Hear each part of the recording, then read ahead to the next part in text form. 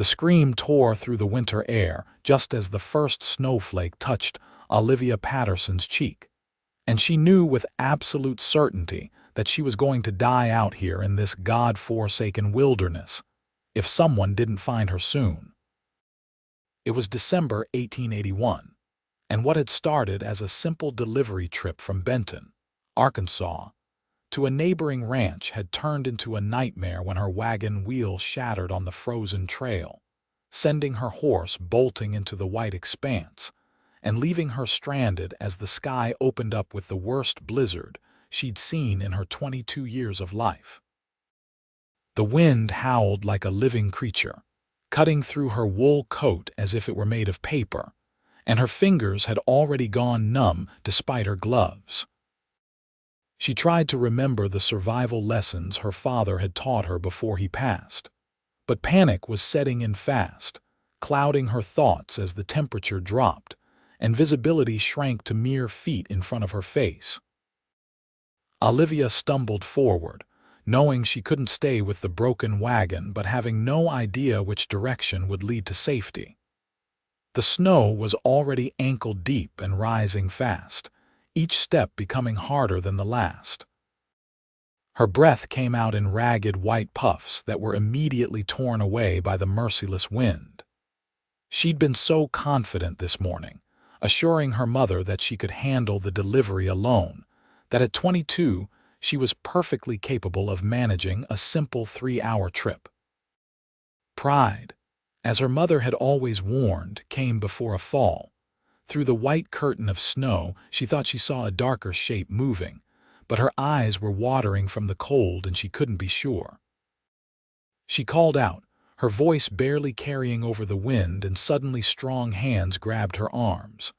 Olivia tried to pull away, terrified it might be one of the outlaws that sometimes prowled these parts, but the grip was firm without being cruel.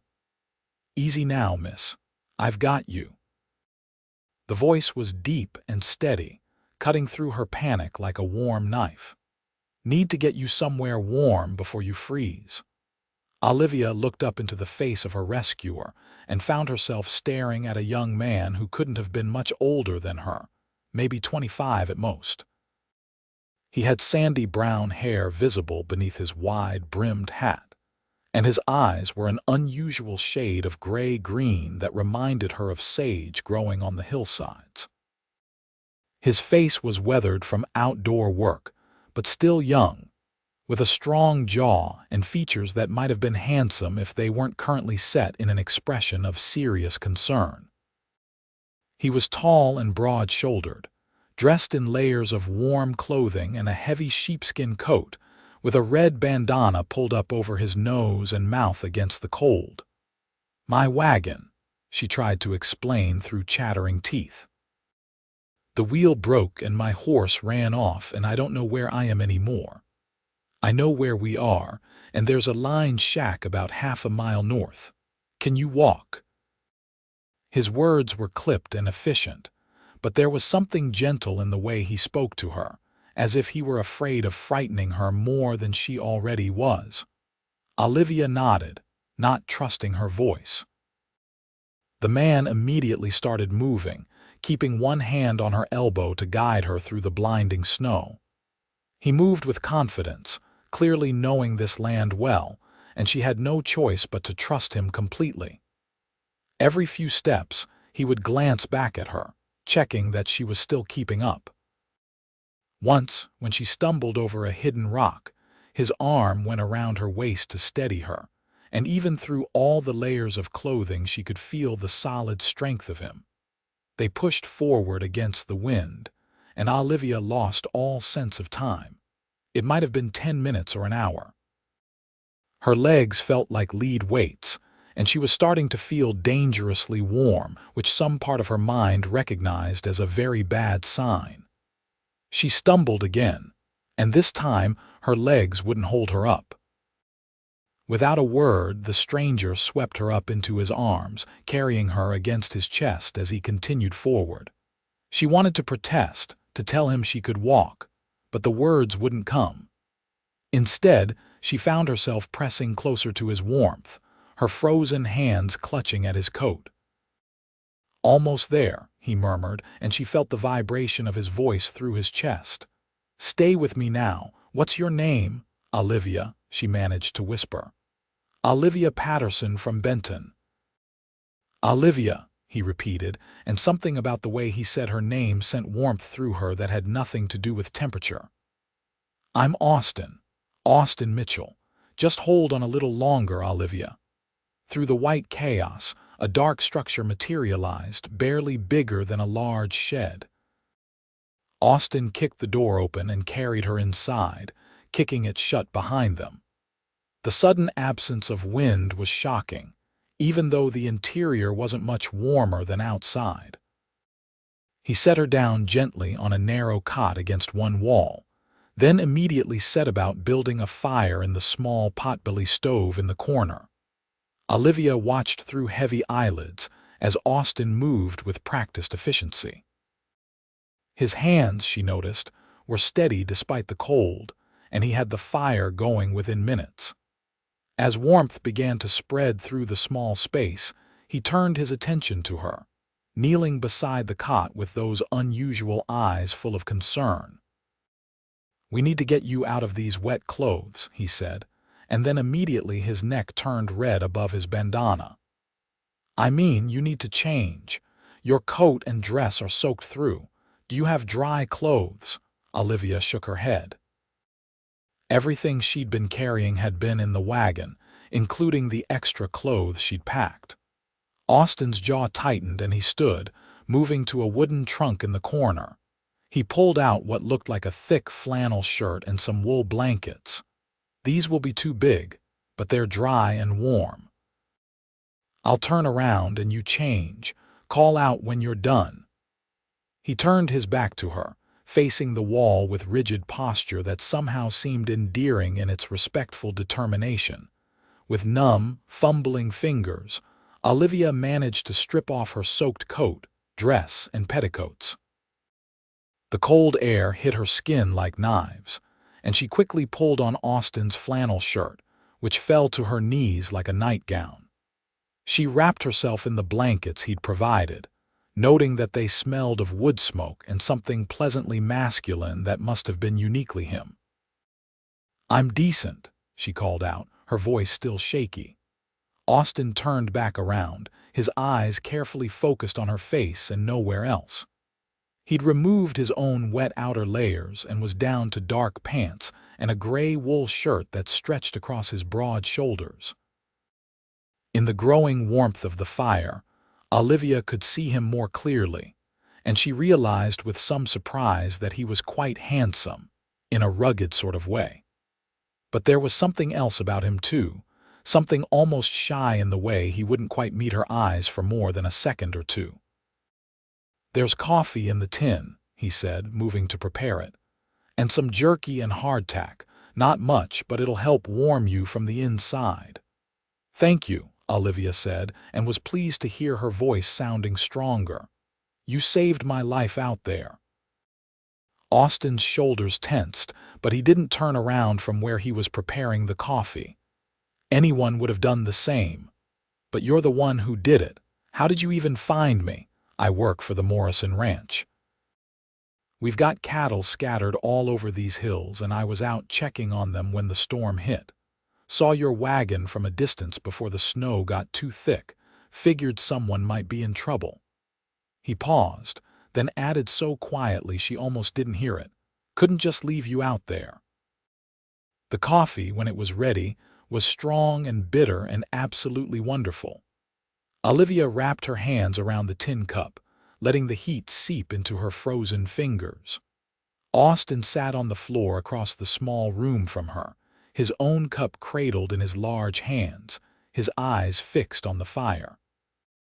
The storm continued to rage outside, the wind shrieking around the corners of the little shack, but inside it was growing comfortably warm.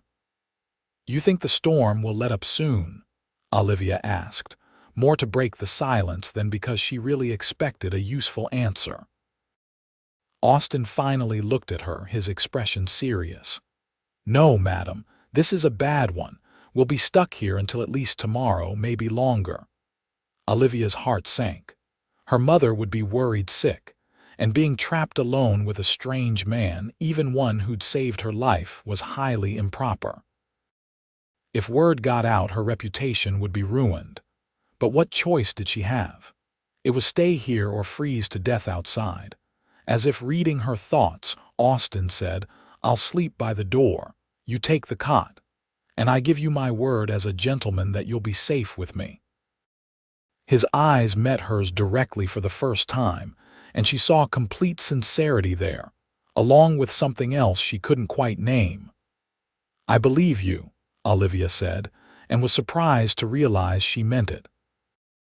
There was something about Austin Mitchell that inspired trust, despite the fact that she'd known him for less than an hour. They sat in silence for a while, listening to the storm. Gradually, as warmth returned to her body and the immediate danger passed, Olivia became more aware of her surroundings and the man sharing them with her.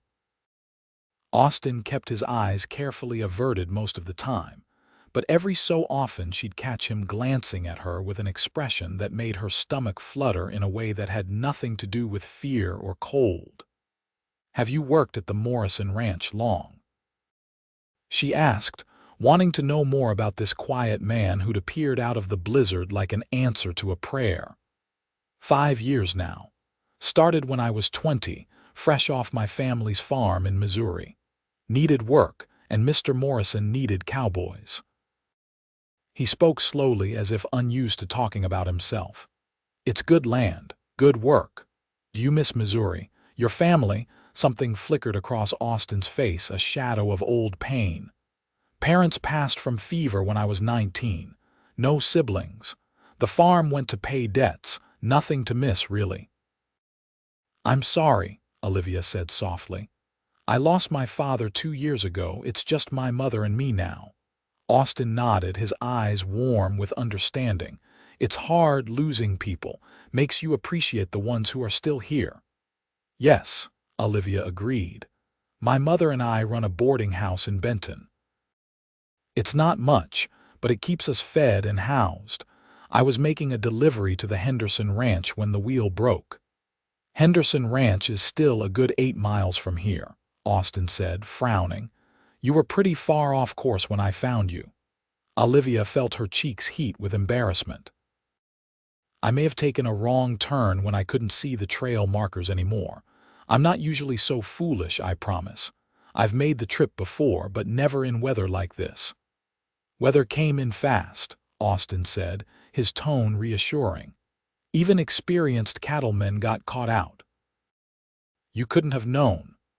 They talked on as the afternoon faded into evening, their conversation flowing more easily as the initial awkwardness wore off. Olivia found herself genuinely enjoying Austin's company. He was quiet, yes, but not from rudeness or lack of intelligence.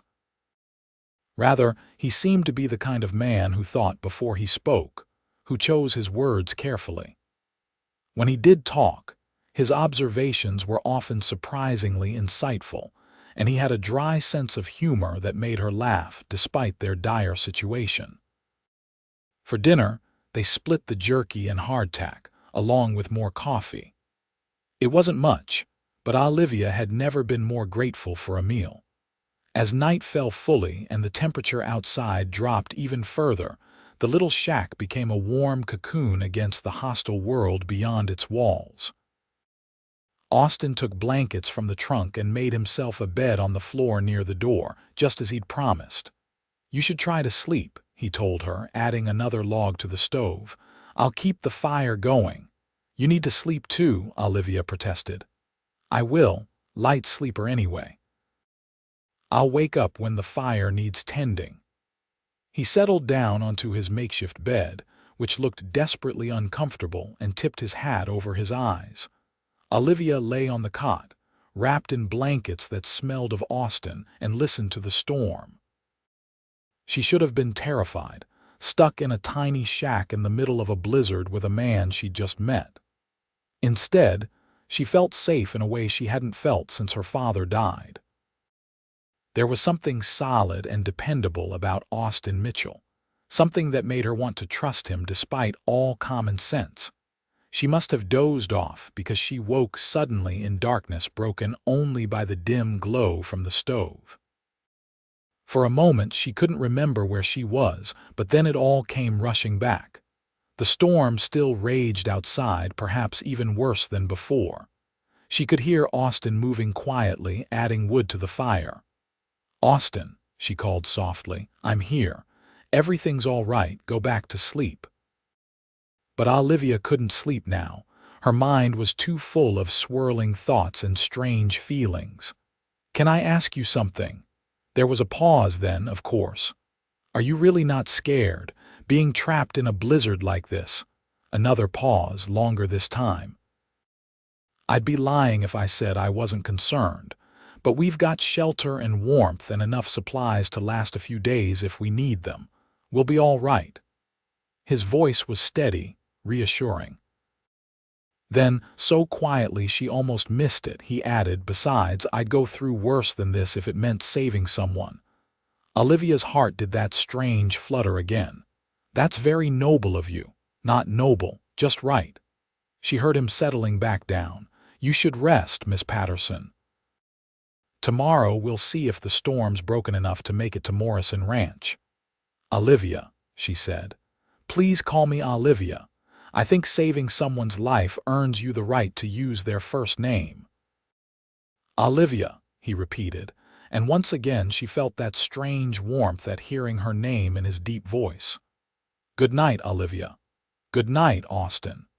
She did sleep then, and when she woke the next time it was to pale gray light filtering through the cracks around the door. The storm still blew, but perhaps not quite as fiercely as before. Austin was already awake, preparing more coffee, and she realized he must have been up several times during the night to tend the fire because the shack was still comfortably warm. "Morning," he said when he saw her stirring. "Storm's easing some, but not enough to travel yet. Maybe by afternoon." The day passed slowly. They rationed the remaining food carefully, not knowing if they'd need to spend another night. To pass the time, they talked more, sharing stories about their lives. Olivia told him about running the boarding house, about the interesting characters who came through, about her dreams of maybe expanding someday into a proper hotel. Austin talked about working cattle, about the satisfaction of hard physical work, about the beauty of watching the sun rise over the Arkansas hills. What struck Olivia most was how comfortable she felt with him. There were long stretches of silence that weren't awkward at all, and yet when they did talk, it felt natural and easy. She found herself watching him when he wasn't looking, admiring the strong line of his jaw, the capable way his hands moved, the way his eyes crinkled at the corners when he smiled, which wasn't often but was absolutely worth waiting for. By early afternoon, the storm had diminished enough that Austin deemed it safe to venture out. He helped Olivia bundle up in her mostly dry clothes, then wrapped her in extra blankets like a cocoon. Morrison Ranch is about 2 miles southwest. "It'll be hard going through the snow, but we can make it before dark." He paused, then added with uncharacteristic awkwardness, "I'm going to have to carry you part of the way. Snow's too deep and you don't have proper boots for this."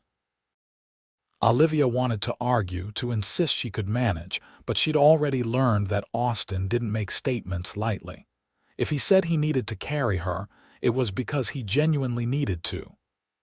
"All right," she agreed. They set out into a world transformed. Snow blanketed everything in white, drifts piled higher than Olivia's head in places. The sky was still overcast but no longer actively snowing, and visibility was much better.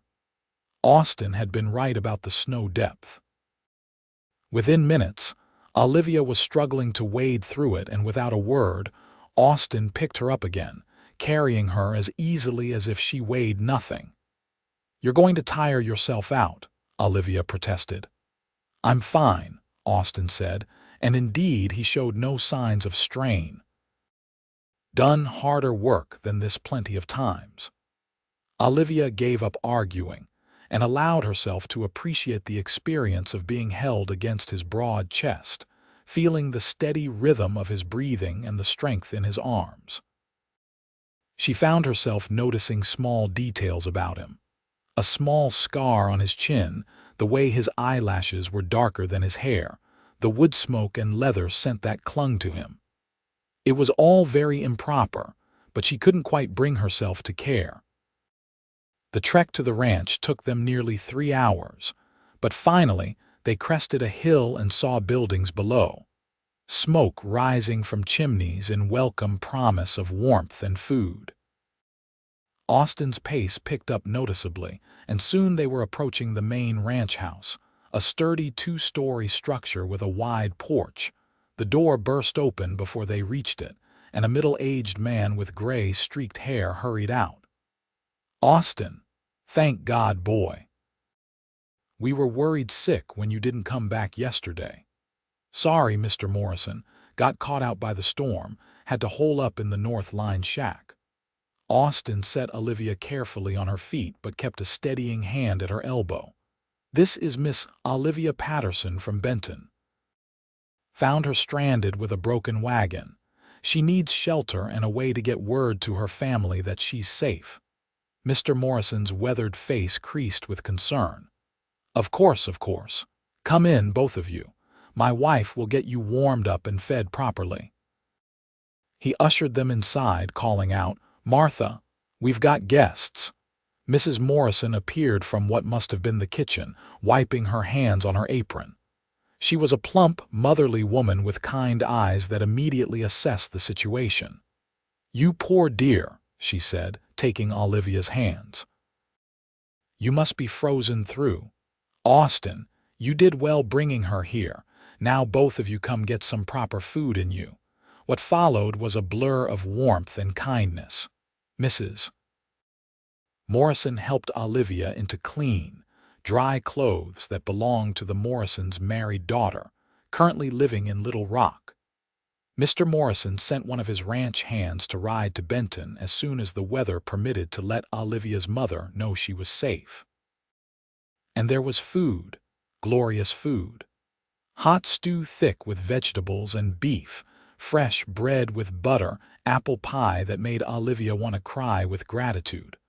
Austin sat across the table from her, eating quietly while Mr. Morrison regaled them with stories of other terrible storms he'd weathered. But Olivia kept catching Austin's eye, and every time she did, he'd quickly look away, his neck reddening in that endearing way she was starting to recognize. There was something building between them, something that had started in that little shack and was growing stronger with each passing hour. After dinner, Mrs. Morrison insisted Olivia rest in a proper bed, and she was too exhausted to argue. As she was being led upstairs, she looked back and caught Austin watching her with an expression that made her heart race. Their eyes met and held for a long moment before Mrs. Morrison's voice drew her attention away. Olivia slept deeply that night, warm and safe and well-fed, but her dreams were full of gray-green eyes and strong arms and a deep voice saying her name like a prayer. The next morning dawned clear and bright, the storm completely past.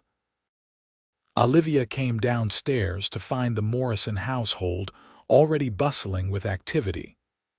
Austin was at the table, talking with Mr. Morrison about the cattle and how many might have been lost in the storm.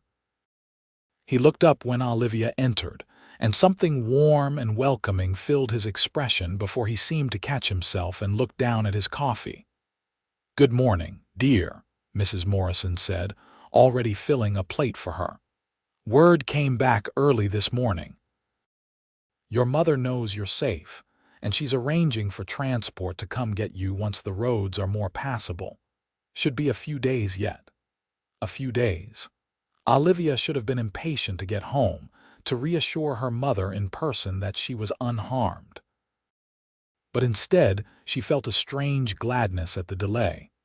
A few more days meant a few more days with Austin. Over breakfast, Mr. Morrison outlined the plan. "Austin, I want you to stick close to the house today, help with repairs from the storm. Tomorrow you can start checking on the herd. Miss Patterson, you're welcome to do whatever you like. Martha can use help in the kitchen if you're inclined, or there are books in the parlor, or you can just rest." "I'd be happy to help Mrs. Morrison," Olivia said immediately. She wasn't the type to sit idle, and besides, keeping busy would help the time pass. The day fell into a comfortable rhythm. Olivia helped Mrs. Morrison with cooking and mending, finding the older woman's company pleasant and easy. Through the kitchen window, she could see Austin working outside, repairing a section of fence that had blown down, his breath puffing white in the cold air. More than once, Mrs. Morrison caught her looking and smiled knowingly, but said nothing. That evening, after dinner, Mr. Morrison announced he had paperwork to attend to, and Mrs. Morrison declared she had mending that needed doing. Olivia suddenly found herself alone in the parlor with Austin, who looked as surprised and nervous as she felt. He stood by the window, hands shoved in his pockets, clearly uncomfortable. "You can sit down," Olivia said gently, gesturing to the chair across from where she sat on the sofa. "I won't bite." Austin's lips twitched in what might have been the start of a smile. He sat, but perched on the edge of the chair as if ready to bolt at any moment. The silence stretched between them, but it wasn't the comfortable silence of the lined shack. This was charged with all the things they weren't saying. "Thank you again," Olivia said finally, "for saving me." "I haven't said it enough." "You've said it plenty," Austin replied, his eyes fixed on his boots. "No need to keep thanking me, but I want to. You risked your own life going out in that storm. You took care of me, kept me warm and safe. That means something." Austin shifted uncomfortably. "Like I said, anyone would have done the same. But they didn't. You did." Olivia leaned forward, trying to catch his eye. "Why won't you let me thank you properly?" Finally, Austin looked up at her, and the intensity in his gaze took her breath away. "Because you're looking at me like I'm some kind of hero, and I'm not. I'm just a cowboy who got lucky enough to be in the right place. And because every time you thank me, every time you say my name in that way you do, it makes me want things I got no business wanting." Olivia's heart was pounding now. "What things?" Austin stood abruptly, crossing to the window to put distance between them. His shoulders were tense, his hands gripping the window frame. "You're a lady, Miss Patterson. You run a business in town, you've got education and refinement. I'm a ranch hand who's got nothing to my name but a horse and a saddle and a few dollars saved. We're from different worlds."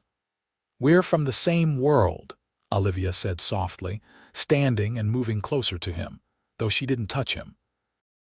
"We're both people who have lost family, who work hard to make our way, who ended up in a blizzard that changed everything." "Changed everything," Austin repeated, almost to himself. He turned to face her, and she could see conflict warring in his expression. "2 days ago, I didn't know you existed. Now I can't stop thinking about you. That doesn't make sense. It's too fast, too much." "Is it?" Olivia asked, her voice barely a whisper. "Because I feel it too, whatever this is between us." They stood there, barely 2 feet apart, the air between them crackling with tension. Austin's hands clenched and unclenched at his sides, as if he were physically restraining himself from reaching for her. His eyes roamed her face with such hunger that Olivia felt heat rise to her cheeks. "I should go," Austin said hoarsely. "This isn't right. You deserve someone better than me, someone who can give you things. What if you're what I want?" The words came out before Olivia could think better of them, bold and scandalous and absolutely true. Austin made a sound somewhere between a laugh and a groan. "You don't know what you're saying. You're grateful, that's all. Once you're back in Benton, back to your normal life, you'll forget all about me." Will you forget about me? Olivia challenged. Austin's eyes closed briefly, and when he opened them again they were full of such raw emotion that Olivia's breath caught. No, he said simply. No, I won't forget you. I'll remember you for the rest of my life. The way you looked in my shirt wrapped in blankets, the sound of your voice in the dark, the feel of you in my arms. I'll remember all of it, and it'll probably drive me half crazy, but I'll remember. Before Olivia could respond, the door opened and Mrs. Morrison bustled in with a tray of tea and cookies. Thought you two might like some refreshment, she said cheerfully, seeming oblivious to the charged atmosphere. Austin immediately stepped back, putting proper distance between himself and Olivia, his expression shuddering closed. The moment was broken, and Olivia wanted to scream with frustration. They drank tea and ate cookies and made polite conversation, but under it all was the weight of everything unspoken. When Austin finally excused himself for the evening, pleading early morning duties, Olivia felt the loss of his presence like a physical ache. That night, lying in the comfortable guest bed, Olivia stared at the ceiling and tried to make sense of her feelings. Austin was right that it was fast, impossibly fast. She'd known him for barely 2 days, but somehow in those 2 days he'd become incredibly important to her. She kept replaying their conversation in the parlor, the way he'd admitted he couldn't stop thinking about her, the way he'd looked at her like she was something precious and unattainable. The next day, Austin was gone before Olivia came down for breakfast. Mr. Morrison explained he'd headed out at first light to check on the cattle and likely wouldn't be back until evening. Olivia tried to hide her disappointment and threw herself into helping Mrs. Morrison with the day's chores. He's a good man, our Austin, Mrs. Morrison said casually as they worked on preparing lunch. Been with us 5 years and never given us a moment's trouble. Works hard, saves his money, doesn't drink or gamble like some of the other hands. My husband says he's the most reliable man on the ranch. Olivia focused intently on the vegetables she was chopping, afraid her face would give away too much. He seems very dedicated to his work. Mrs. Morrison agreed. Sometimes I think he's too dedicated, if that's possible. Never takes time for himself, never courts any of the young ladies in the area, even though plenty have made their interest clear. Almost like he doesn't think he deserves any happiness beyond work. She paused meaningfully. Be a shame if he went his whole life never letting himself have more than that. Olivia looked up to find Mrs. Morrison watching her with knowing eyes. The older woman smiled gently. You're good for him, dear. I've never seen Austin so animated as when he's around you. Oh, he tries to hide it, but these old eyes can see clear enough. Question is, what are you going to do about it? I don't know what you mean, Olivia said, but even she could hear how weak the protest sounded. Don't you? Dear girl, I've been married 30 years. I know what it looks like when 2 people are falling for each other, even if they're both too stubborn to admit it. Mrs. Morrison patted Olivia's hand. Austin's got it in his head that he's not good enough for a lady like you, and maybe by society's standards, he'd be considered beneath you. But standards don't warm you on a cold night. Standards don't make you laugh or keep you safe or look at you like you're the sunrise after a long, dark night. Austin does all those things, doesn't he? Olivia felt tears prick her eyes. Yes, she whispered. But he won't even consider that there could be something between us. He keeps pushing me away. Then don't let him, Mrs. Morrison said firmly. Sometimes men need a little push in the right direction, especially the good ones who don't think they deserve good things. You've got a few more days here. Use them wisely. Austin didn't return until after dark that evening. Olivia heard him come in, heard the low murmur of his voice as he reported to Mr. Morrison about the cattle. She sat in the parlor, pretending to read a book but really listening intently to every sound. When Austin's heavy footsteps started up the stairs to the bunkroom above, she made a decision. Setting down her book, Olivia slipped out into the hallway. The house was quiet, the Morrisons having already retired for the evening. She knew this was highly improper, seeking out a man alone at night, but she didn't care. Mrs. Morrison was right. She had to take action if she wanted Austin to understand how she felt. She climbed the narrow stairs to the second floor where the ranch hands had their quarters. Austin's room was the first door on the left, Mr. Morrison had mentioned. She knocked softly, her heart hammering in her chest. The door opened and Austin stood there in his shirt sleeves, his hair damp as if he'd just washed up. His eyes widened when he saw her. "Olivia, what are you doing up here, if anyone sees?" "I don't care," Olivia said, more bravely than she felt. "We need to talk and you keep avoiding me." Austin glanced down the hallway, then quickly ushered her into his room, leaving the door slightly ajar for propriety's sake. The room was small and sparse, containing little more than a bed, a chest of drawers, and a washstand. But it was neat and clean, everything in its place, which somehow seemed very much like Austin. "You can't be here," Austin said, running a hand through his damp hair in agitation. "If someone sees you coming to my room at night, your reputation will be destroyed." "I told you, I don't care about that right now. What I care about is you refusing to even consider that there might be something real between us." Olivia crossed her arms, trying to look confident even though her knees were shaking. "You said you can't stop thinking about me." "Well, I can't stop thinking about you either, and I don't think that's just gratitude or proximity or any other excuse you want to make. I think it's something more." Austin stared at her, his expression torn.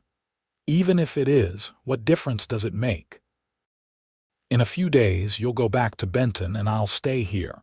You'll go back to running your boarding house, meeting educated men, men with prospects and futures. And I'll still be here, punching cattle and sleeping in a bunkroom. Is that really what you think I care about? How much money you have or what your prospects are?" Olivia stepped closer to him. "Austin, in that line shack when I was terrified and freezing and thought I might die, you made me feel safe. Not because of what you had, but because of who you are. You're kind and strong and honorable. You risked your life for a stranger without thinking twice. How can you possibly think that's not enough?"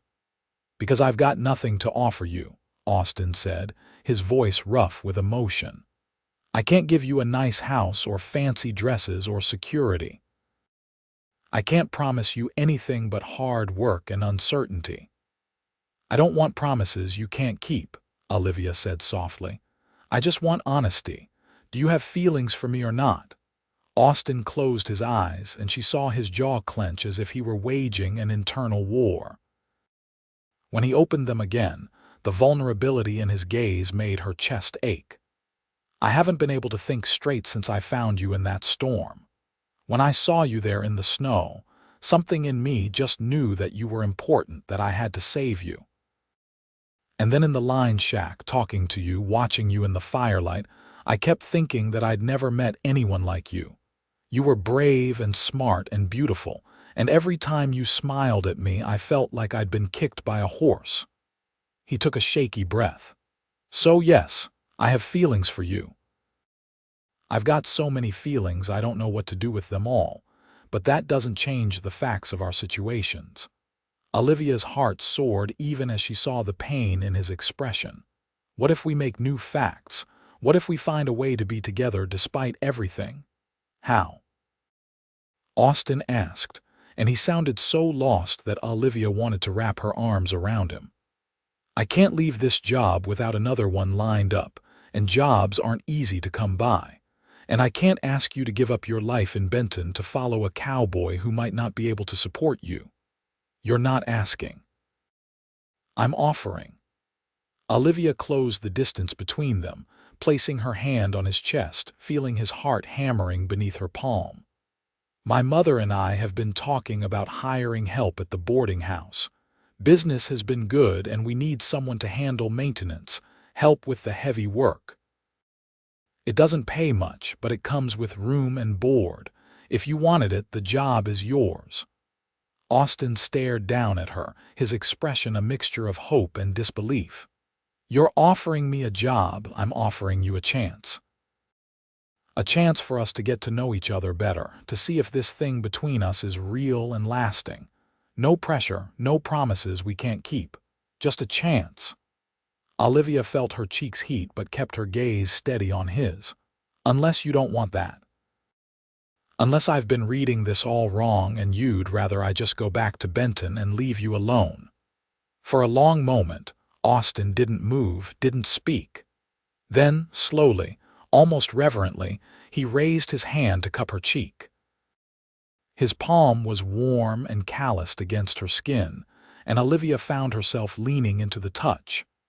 "I've never wanted anything as much as I want to say yes to you," Austin said, his voice barely above a whisper. "But I'm scared, Olivia. Scared that I'll let you down, that I won't be good enough, that you'll realize you made a mistake." "Everyone's scared," Olivia said, turning her face to press a kiss to his palm. "I'm terrified too. But I'd rather be terrified and have a chance with you than safe and always wonder what might have been." Austin made a sound that was half laugh, half sob. And then suddenly she was in his arms, held tightly against his chest, as if he were afraid she might disappear. Olivia wrapped her arms around his waist and held on just as tightly, feeling like she'd come home to a place she'd been searching for without knowing it. "I've loved you from the start," Austin whispered into her hair, the words tumbling out as if he couldn't hold them back anymore. "From the first moment I saw you in that snow, something in me recognized you. I've been fighting it because it didn't make sense, because it was too fast, but I can't fight it anymore. I love you, Olivia." Olivia pulled back just enough to look up at him, her eyes filled with tears of joy. "I love you too. I know it's crazy and impossible and too fast, but it's true. I love you, Austin Mitchell." Austin's smile was like sunrise breaking over the mountains, transforming his whole face. "Say it again," he breathed. "I love you," Olivia repeated, laughing through her tears. "I love you, I love you." And then he was kissing her, his lips gentle but sure against hers, and Olivia felt like she was flying. She'd been kissed before, briefly and chastely, but nothing had prepared her for this. This was claiming and being claimed, finding and being found. This was everything she'd been missing without knowing it. When they finally broke apart, both breathing hard, Austin rested his forehead against hers. "I'll take the job," he said. "I'll work harder than I've ever worked in my life. I'll prove to you and your mother that hiring me wasn't a mistake. I'll do everything I can to be worthy of you." "You're already worthy," Olivia assured him. "You've always been worthy. Now you just have to believe it." They stayed like that for a long time, holding each other, occasionally exchanging soft kisses, making quiet plans for the future. Finally, reluctantly, Olivia knew she had to leave before someone discovered them and assumed the worst. Austin walked her to the door, clearly loath to let her go. "Tomorrow," he promised. "I'll talk to Mr. Morrison, give him proper notice, and then we'll figure out the rest together." "Together," Olivia agreed, loving how the word sounded. The next morning, Olivia came down to breakfast to find Austin already there, looking nervous but determined. Mr. and Mrs. Morrison were at the table, and Austin was clearly in the middle of explaining something to them. He looked up when Olivia entered, and the warmth in his eyes made her flush with pleasure. "Miss Patterson," Mr. Morrison said, his weathered face creased in a smile. "Austin here has just been telling us some interesting news. Says he's planning to leave us to take a position at your boarding house in Benton. If you'll have me, sir," Austin added quickly, looking at Olivia. "I mean, if the offer's still open." "It's open," Olivia said, trying not to smile too broadly and failing completely. Mrs. Morrison looked between them and laughed delightedly. Well, it's about time. I was beginning to think I'd have to lock you two in a room together to get you to admit your feelings. Mr. Morrison chuckled. Martha's been matchmaking since Austin first carried you in here. Can't say I blame her, though. You're good together, anyone can see that. Austin, you've been one of the best hands I've ever had, and I hate to lose you, but I'm happy for you, son. Truly happy. You deserve some good fortune in your life. Thank you, sir, Austin said, his voice rough with emotion. You and Mrs. Morrison have been good to me. I won't forget that. You're welcome back here anytime, Mr. Morrison assured him, and we expect invitations to the wedding when the time comes. Both Austin and Olivia blushed furiously at that, but neither denied the possibility. They spent the rest of the day making arrangements. Word had come that the road to Benton would be passable in 2 days, and a wagon was being sent from town to collect Olivia. Austin would ride alongside, bringing his few possessions with him. It was all happening so fast, but it felt right in a way that Olivia had never experienced before. That evening, Austin and Olivia took a walk around the ranch property, carefully staying within sight of the house for propriety's sake. The snow was starting to melt in the bright sunshine, creating a landscape that sparkled like diamonds. They walked close together, their hands occasionally brushing, neither quite brave enough yet for more in public view. Are you sure about this? Austin asked as they paused by a fence to look out over the snow-covered valley. About me, I mean. You could have anyone you wanted in Benton. Probably got suitors already that I don't know about. There's no one, Olivia assured him. There have been men who showed interest, but none that interested me in return. I was starting to think maybe I was too particular, that I'd end up alone because no one could live up to my expectations. She turned to look at him. And then a blizzard forced me into the arms of a shy cowboy who turned out to be everything I'd been waiting for. Austin ducked his head, that endearing flush creeping up his neck. I'm not good with words like you are. I don't know how to say pretty things. But I want you to know that I'll spend every day trying to make you happy. I'll work hard and I'll be faithful and I'll love you with everything I've got. That's all I can promise. That's everything I want, Olivia said, and meant it with her whole heart. 2 days later, the wagon from Benton arrived, driven by Tom Sanders, a kindly older man who helped run the livery stable. Olivia's mother had sent fresh clothes for her, along with a letter expressing her relief and joy that Olivia was safe.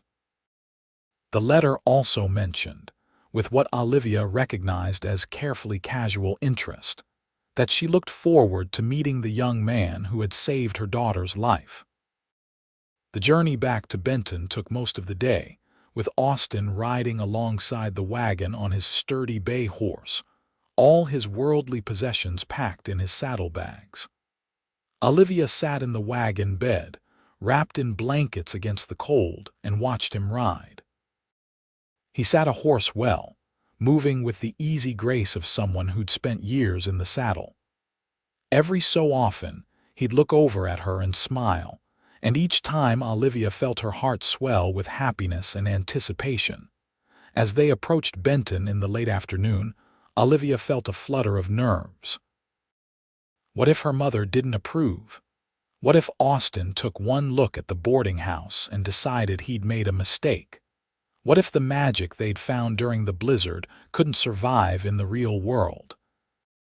But when they pulled up in front of the Patterson boarding house, a neat 2-story building on Main Street, and Olivia saw her mother hurrying out the front door, all her worries melted away. Elizabeth Patterson was a small, slender woman in her early 50s, with graying brown hair and sharp blue eyes that took in everything at once. She pulled Olivia into a fierce hug the moment her daughter climbed down from the wagon. "Thank God you're safe," Elizabeth whispered. When you didn't come home and then the storm hit, I thought. She didn't finish the sentence, just held Olivia tighter. I'm fine, Mother. I promise. Olivia pulled back and turned to where Austin had dismounted and was standing awkwardly, holding his horse's reins. Mother, this is Austin Mitchell. He's the one who saved my life. Elizabeth studied Austin with those sharp eyes, taking in his clean but worn clothes, his nervous posture, the way he couldn't quite meet her gaze. Then she stepped forward and, to Austin's obvious shock, pulled him into a hug as well. Thank you, she said simply. Thank you for bringing my daughter home safe. Austin looked utterly bewildered but pleased. You're welcome, madam. Just glad I was there to help. Elizabeth stepped back and looked between Austin and Olivia saw the exact moment her mother understood that there was more to the story than a simple rescue. Her eyebrows rose slightly, but her expression remained warm. Well, come inside, both of you. I've got stew on and fresh bread, and I imagine you're both frozen. Mr. Mitchell, Olivia mentioned in her message that you might be interested in the position we have available. We can discuss that after you've had a chance to warm up and eat.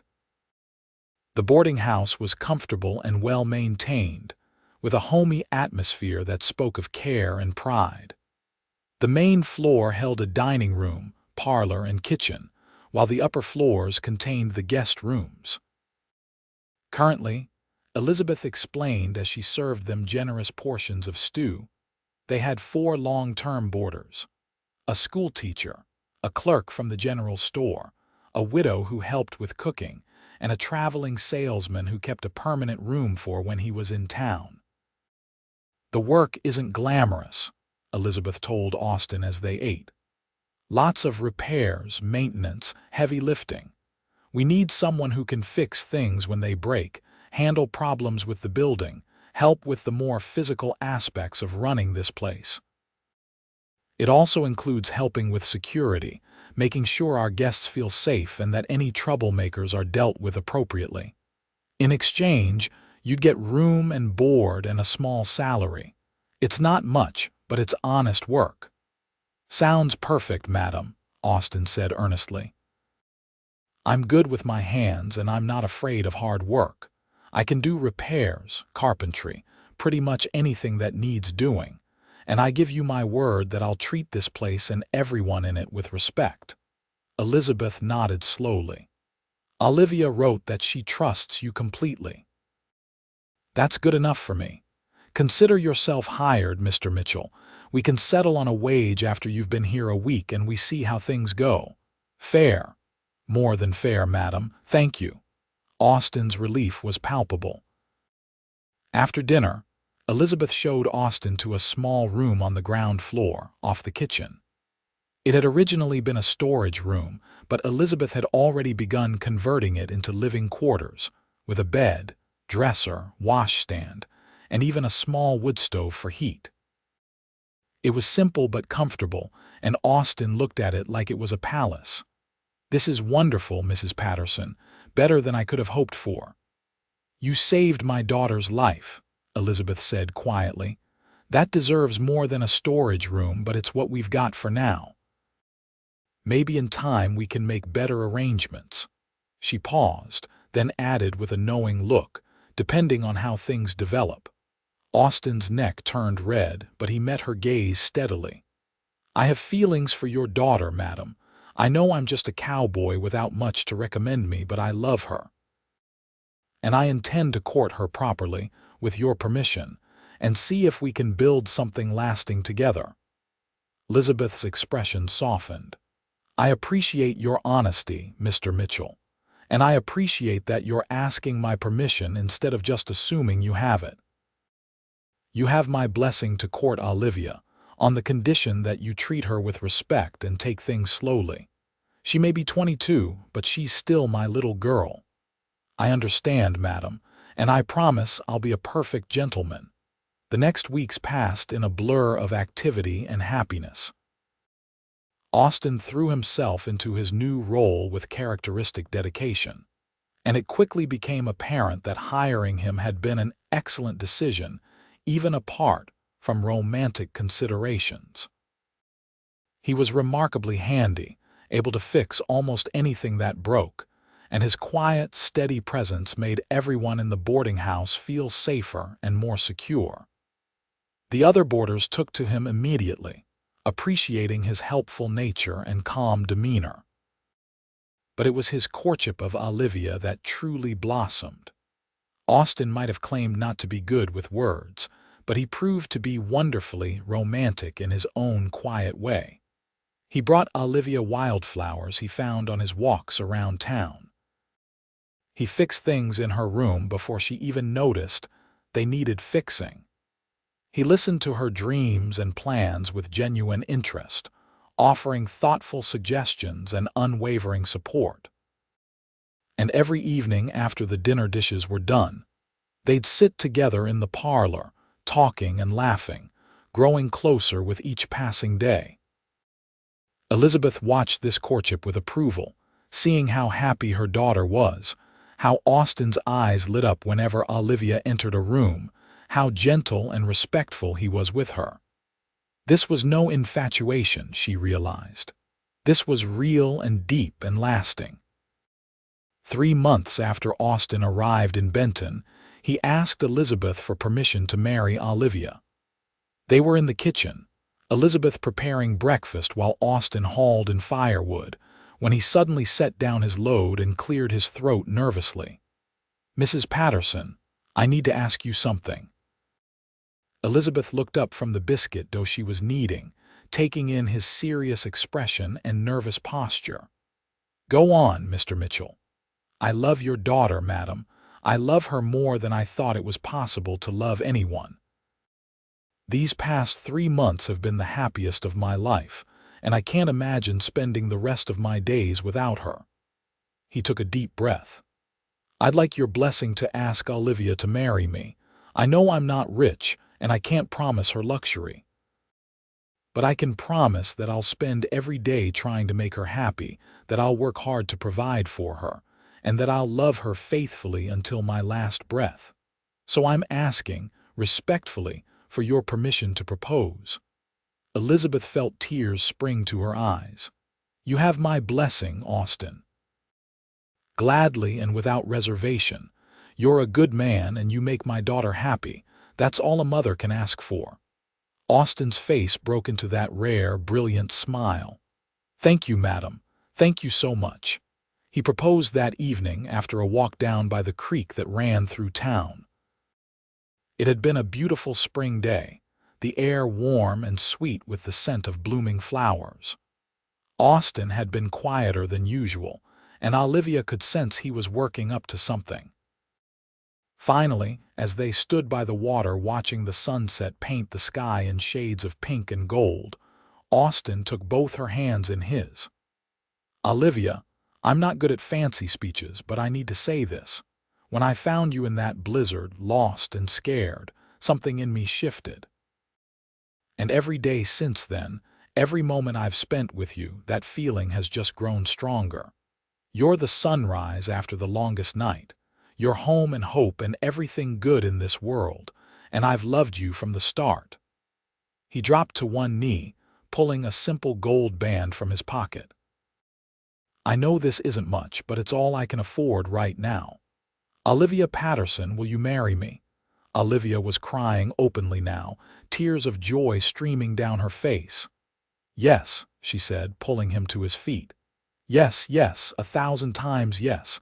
I don't need fancy rings or grand gestures. I just need you. I love you so much, Austin." They kissed as the sun set, sealing their promise to each other, and Olivia felt like her heart might burst with happiness. She'd nearly died in a blizzard just a few months ago, but that storm had brought her the greatest gift of her life.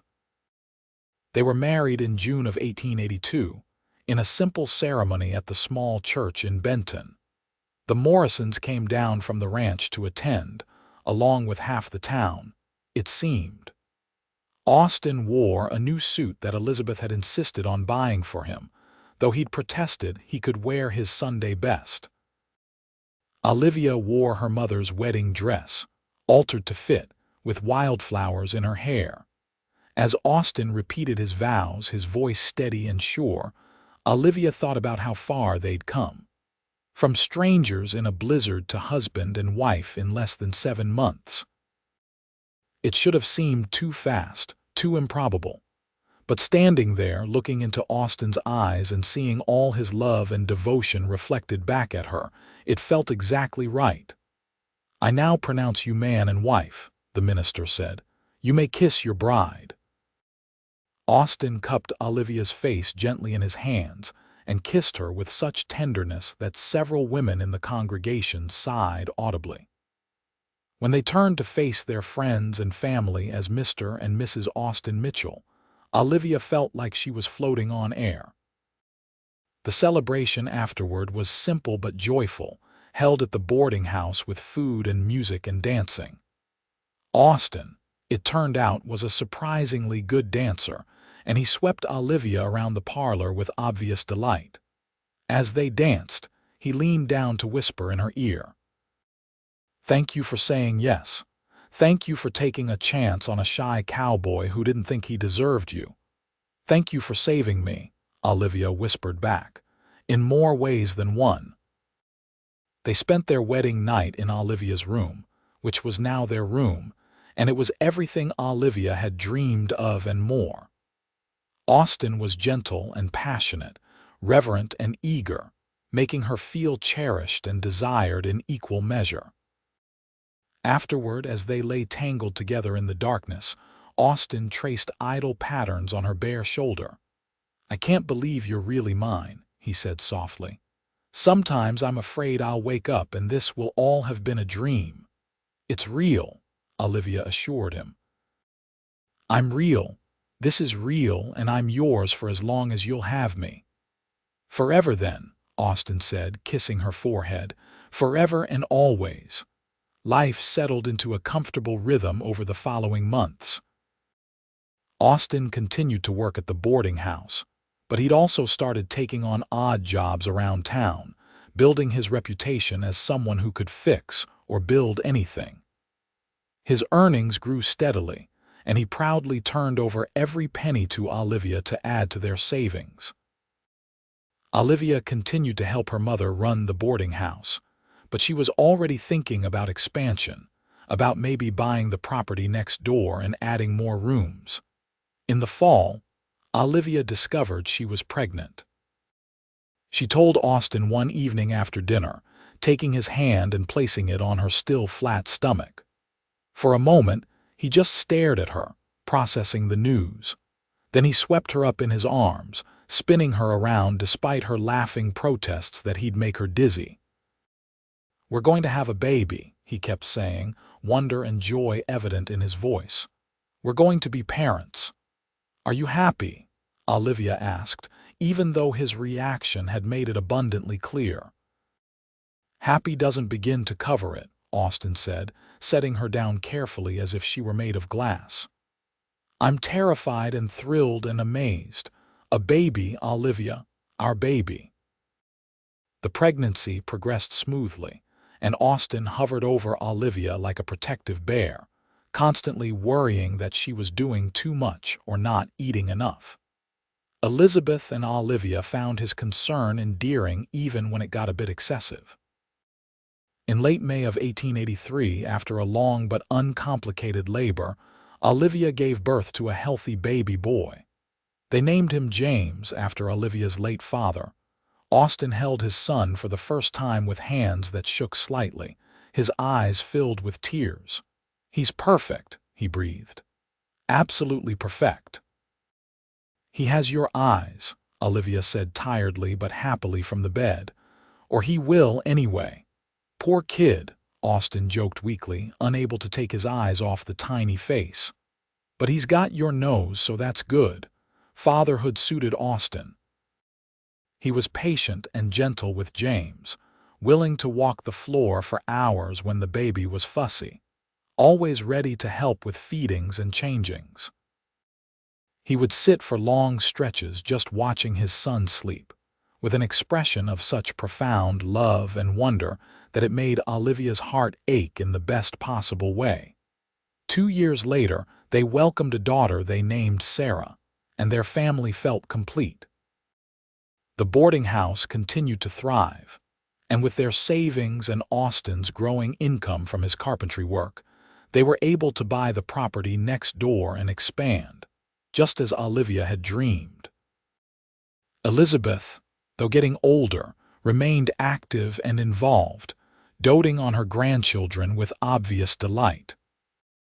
One winter evening, nearly 5 years after that fateful blizzard, Austin and Olivia sat together in their private parlor while the children slept upstairs, and Elizabeth entertained the boarders in the main parlor. Snow was falling gently outside, and Olivia was reminded powerfully of that day when her life had changed forever.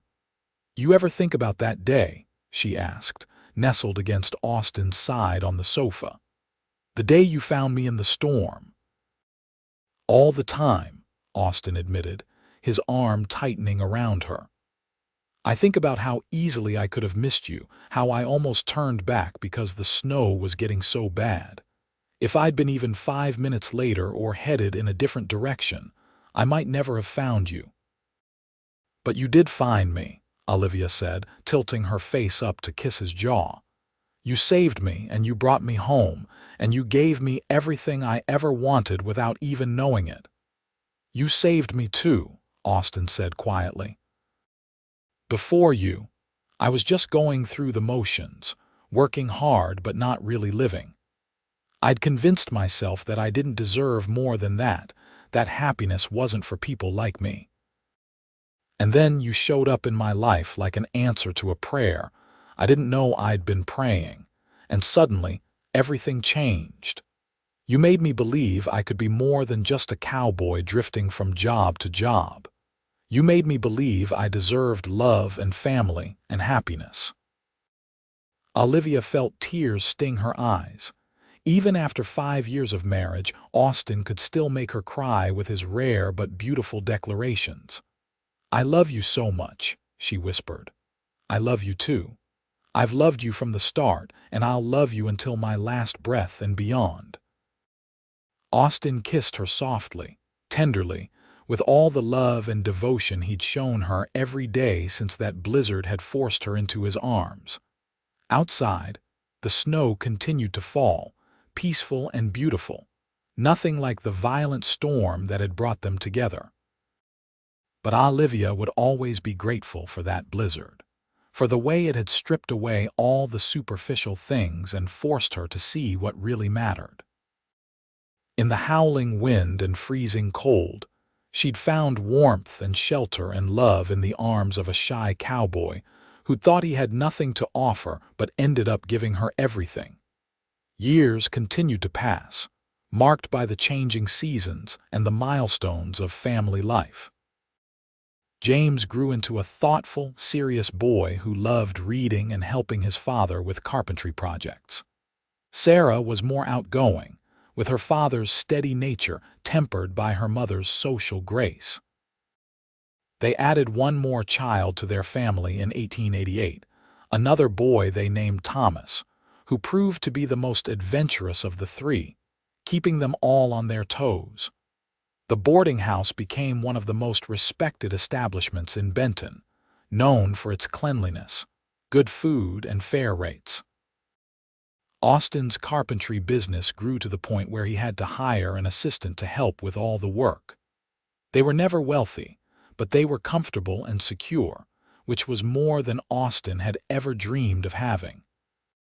Elizabeth lived to see all 3 of her grandchildren grow past childhood, finally passing peacefully in her sleep in 1895 at the age of 70. At her funeral, Olivia stood between Austin and their children, grateful beyond measure for the family her mother had helped her build, for the blessing she'd given that had made all this possible. "She loved you, you know," Olivia told Austin that evening as they prepared for bed. "She told me once that you were the son she'd never had, that she couldn't have chosen better for me if she'd picked you out herself." Austin's eyes grew misty. She was good to me from the start. Took a chance on a cowboy she didn't know, welcomed me into her home and family. I'll never forget that. As the new century approached, bringing with it changes and progress that would have seemed impossible in 1881, Austin and Olivia remained steadfast in their love for each other. They weathered the normal storms of marriage and family life, the disagreements and disappointments, but their foundation remained solid, built on that strange and miraculous beginning in a blizzard. On their 20th wedding anniversary in June of 1902, their children, now grown or nearly so, arranged a surprise celebration.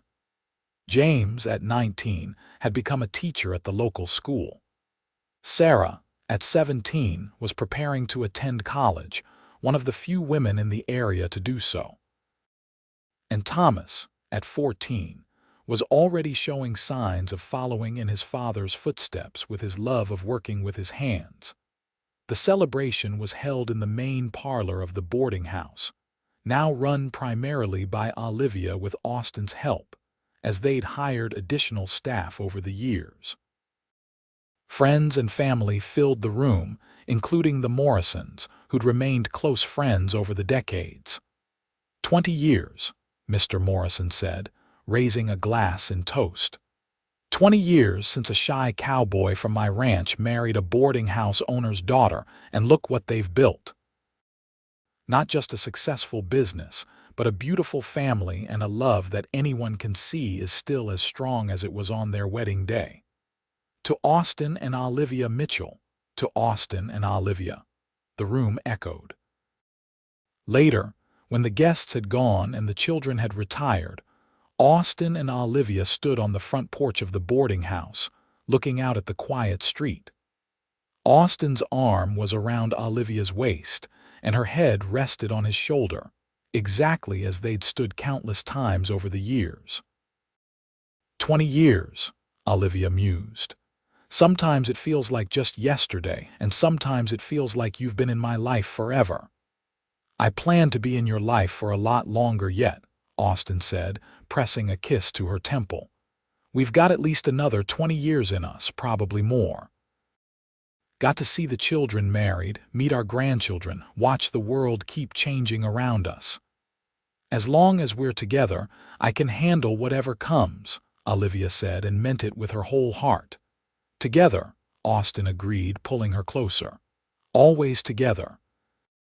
They stood there in the gathering dusk, two people who'd been brought together by chance and a blizzard, who'd built a life of love and purpose and meaning.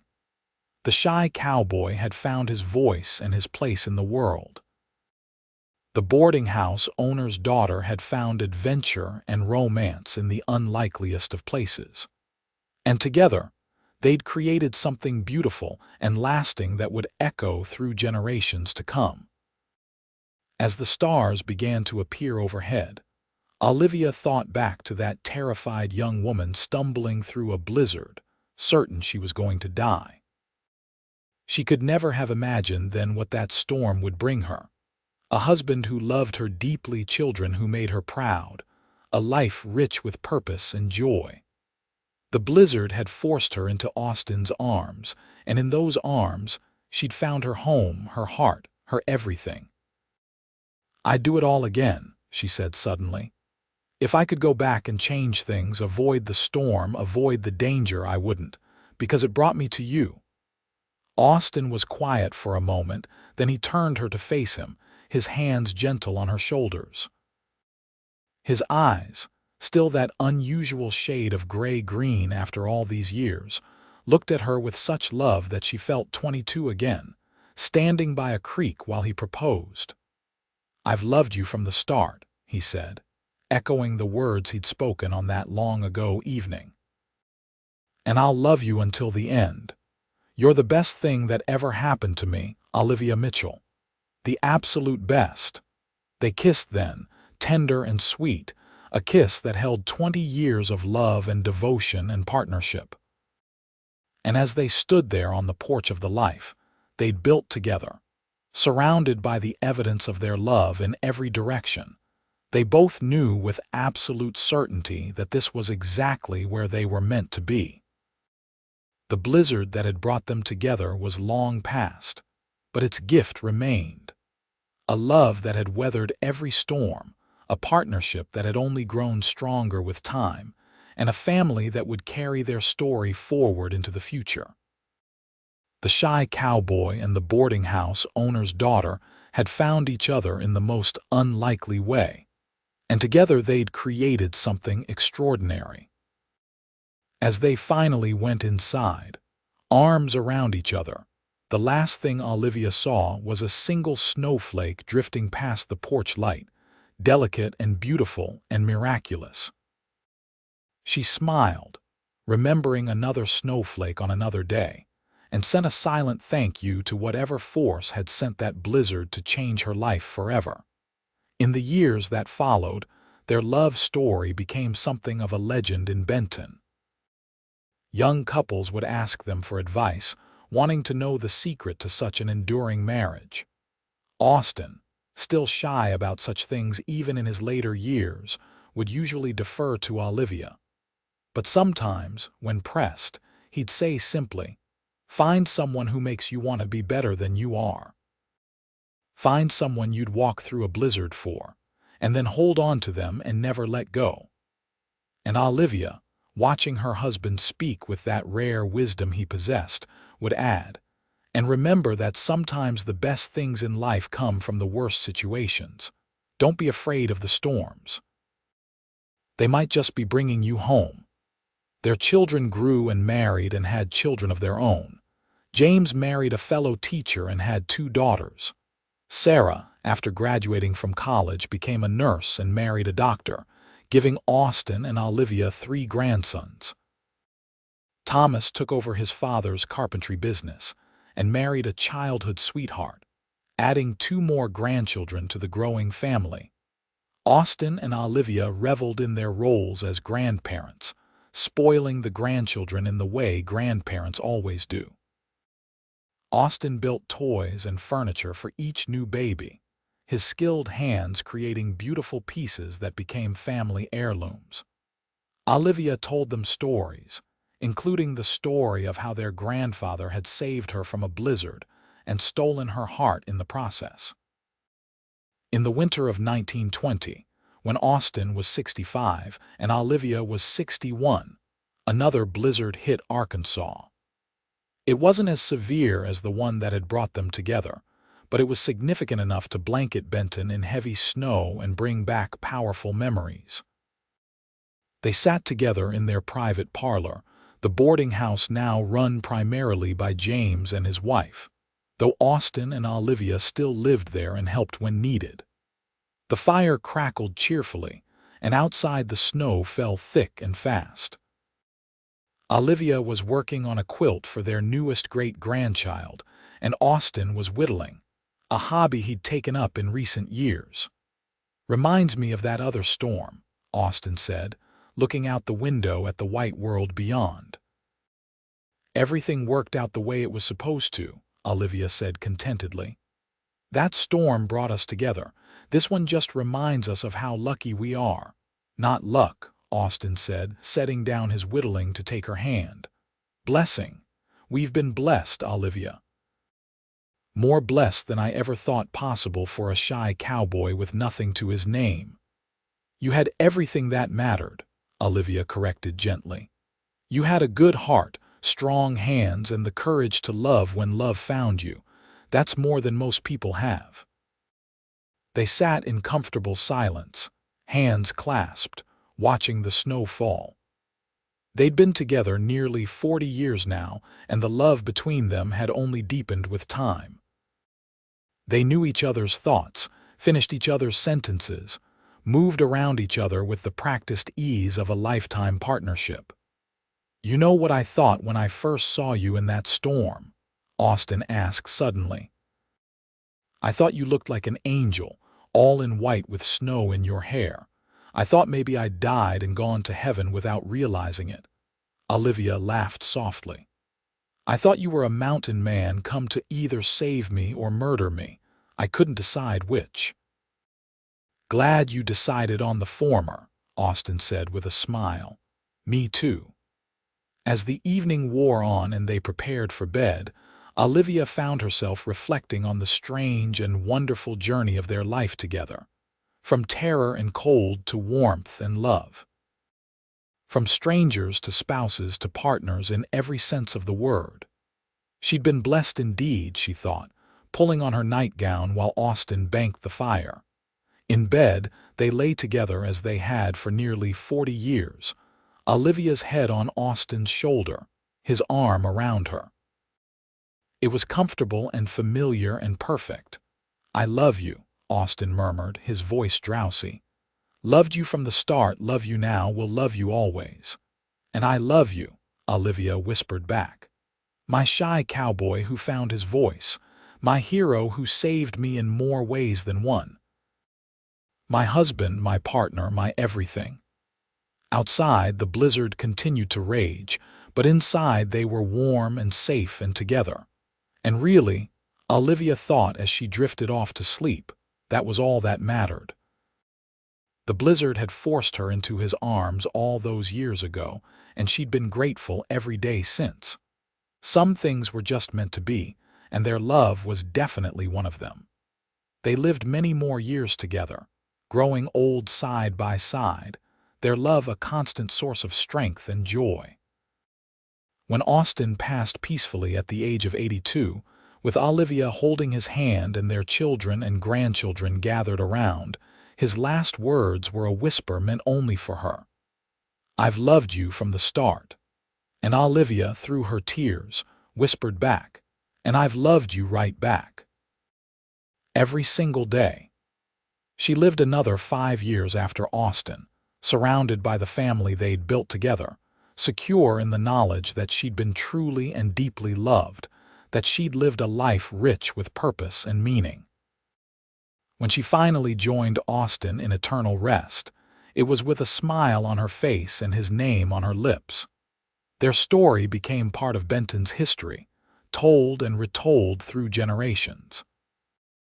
The boarding house still stood, now run by their great-grandchildren, with a plaque by the door commemorating Austin and Olivia Mitchell, whose love story had begun in a blizzard and lasted a lifetime. Young couples would visit sometimes, hoping that some of that enduring love would rub off on them. And every winter when the first snow fell, the older residents of Benton would remember Austin and Olivia, the shy cowboy and the boarding house owner's daughter, and smile. Because their story was a reminder that love could be found in the most unexpected places, that sometimes the worst situations brought the greatest blessings, and that when you found someone worth holding on to, you held on through every storm and never let go. The blizzard had forced her into his arms, and the shy cowboy had finally said what was in his heart. And from that moment forward, their lives had been intertwined in love, partnership, and devotion that lasted until their final breaths and beyond, living on in the hearts and memories of all who knew them, and in the family they'd created together, a legacy of love that would endure for generations to come.